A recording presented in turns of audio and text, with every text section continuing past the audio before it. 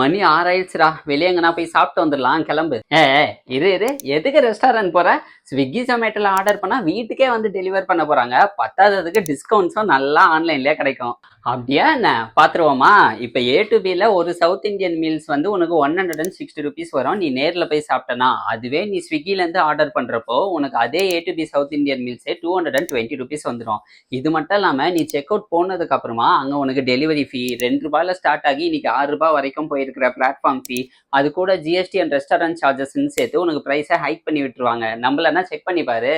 அட ஆமா, இதுல இருக்கிற ப்ரோமோ கூட போட்டதுக்கு அப்புறமும் இன்ஃபிளேட் ஆன பிரைஸ் தான் வருது. ஆனா ரெஸ்டாரண்ட்ஸ் எதுக்காக இப்படி பண்றாங்க? அதை பத்தி தெரிஞ்சுக்கிறதுக்கு முன்னாடி அரவிந்த் காசை ஃபாலோ பண்ணிக்க.